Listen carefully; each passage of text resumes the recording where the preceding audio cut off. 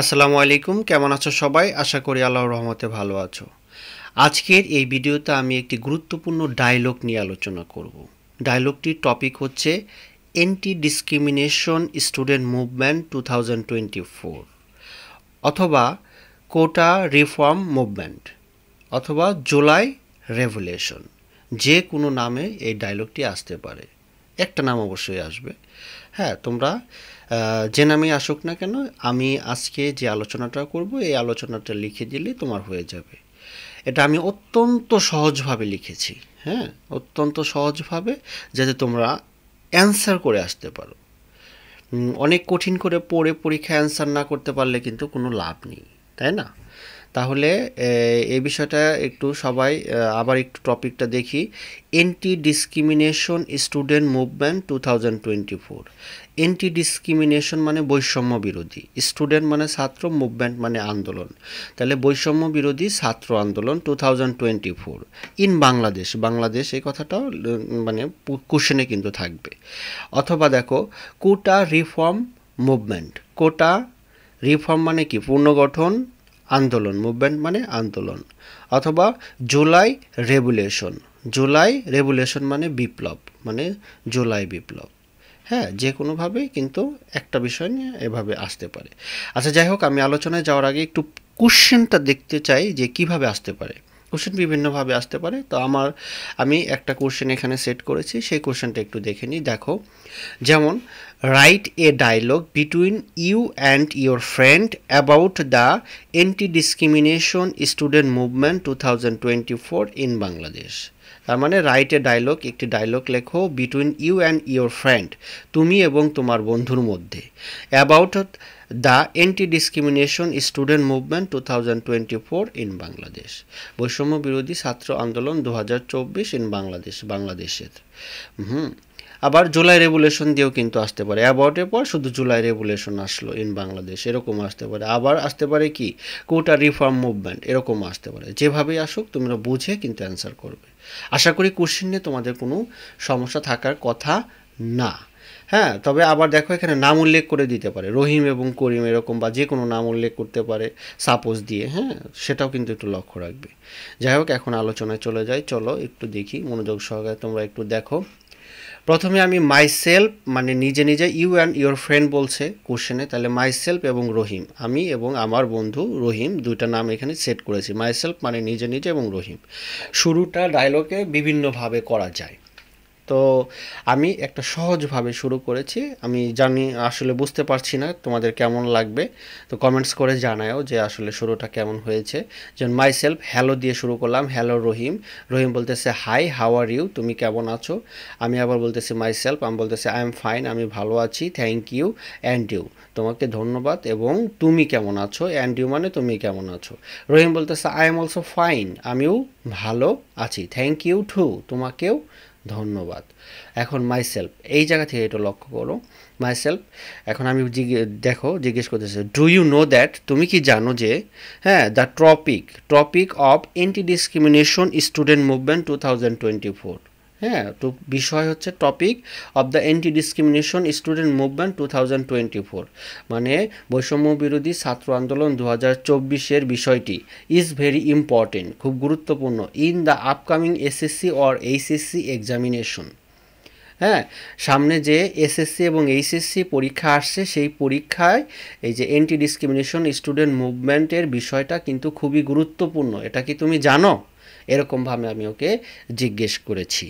হ্যাঁ, তাহলে তারপরে রহিম বলতেছি ইয়েস আই নো দ্যাট, হ্যাঁ আমি জানি। হ্যাঁ, ও বলতেছি ইয়েস আই নো দ্যাট, আমি হ্যাঁ জানি। তারপর আমি আবার জিজ্ঞেস করতেছি myself, can you please tell me some important information about the anti discrimination student movement 2024। তারপরে আমি ওকে জিজ্ঞেস করতেছি can you please tell me, তুমি কি আমাকে বলতে পারো, সাম ইম্পর্টেন্ট ইনফরমেশন, কিছু গুরুত্বপূর্ণ তথ্য, about the anti discrimination student movement 2024, বৈষম্য বিরোধী ছাত্র আন্দোলন 2024 সম্পর্কে তুমি কিছু গুরুত্বপূর্ণ তথ্য কি আমাকে বলতে পারো? যদিও এটা কম বেশি সবাই জানে, তাহলে বিষয়টা তো শুরু করতে হবে। একটা সুন্দরভাবে শুরু করলাম, হয় একজন জানে আর একজন জানে না, তাই বা জানলেও কম জানে, ঠিক আছে। তারপরে রহিম বলতেছি ইয়েস অফকোর্স, হ্যাঁ অবশ্যই। তারপরে দেখো, the anti discrimination student movement in Bangladesh is non as the July revolution. তাহলে কি দাঁড়ালো? The anti discrimination student movement, বৈষম্য বিরোধী ছাত্র আন্দোলন ইন বাংলাদেশ, বাংলাদেশে, ইজ নন অ্যাজ, হয় পরিচিত হিসেবে, দ্য জুলাই রেভলিউশন, জুলাই বিপ্লব হিসেবে এটা পরিচিত। আমি আবার বলতেছি myself, oh I see, আমি বুঝতে পেরেছি। রহিম বলতেছে it is also known as the quota reform movement, it is also known, ইহারও পরিচিত, কোটা পুনর্গঠন আন্দোলন, কোটা রিফর্ম মুভমেন্ট হিসেবেও। ওকে, তারপর আমি বলতেছি মাই সেলফ, দেন, তারপর রহিম বলতেছে it is a significant student movement demanding fair treatment in the civil service quota system.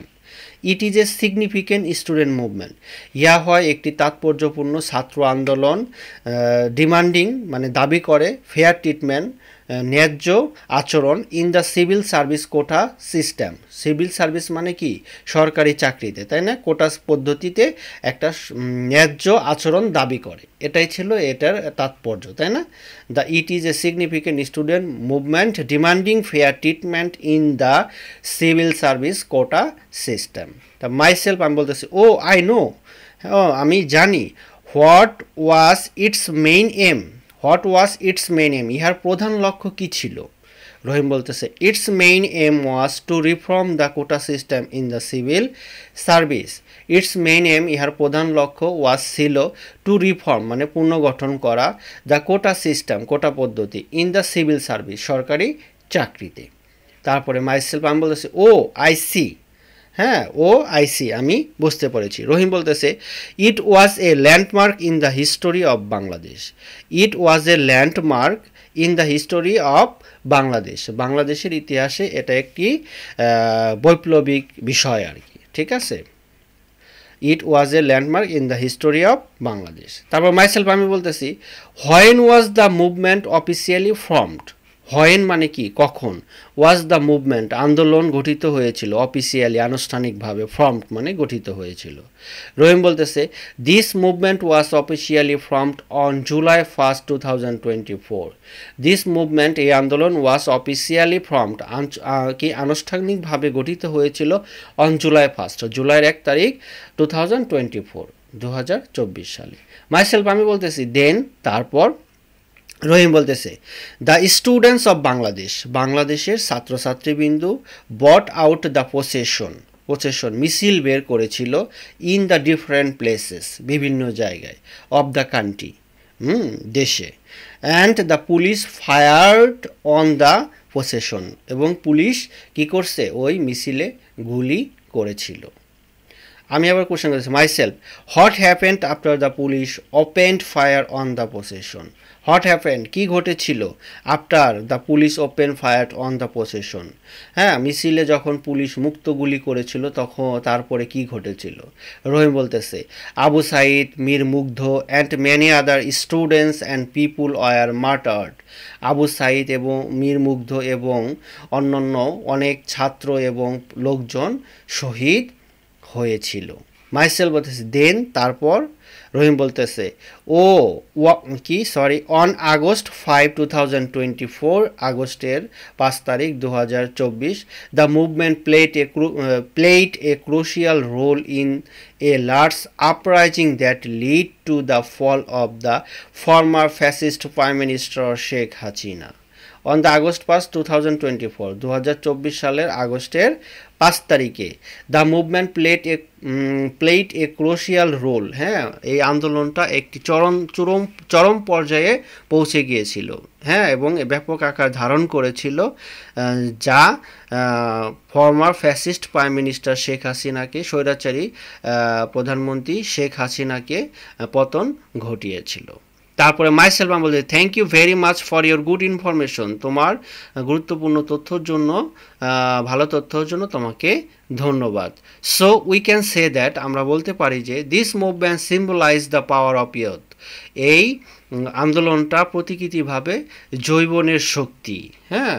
তারপরে really it is a great achievement for our nation, সত্যি ইহা আমাদের জাতির জন্য একটা উল্লেখযোগ্য অর্জন। Really it is a great achievement, achievement মানে অর্জন, ফর আওয়ার নেশন, আমাদের জাতির জন্য। আশা করি আমার এই আলোচনা তোমরা বুঝতে পেরেছো, অত্যন্ত সহজভাবে সাজিয়েছি। অনেক জায়গায় অনেক কঠিন করে আছে যেগুলো পড়তে গেলেই তুমি পড়তে পারবে না, লেখা তো দূরে থাক, পরীক্ষায় অ্যান্সার করা সেগুলো কঠিন হবে।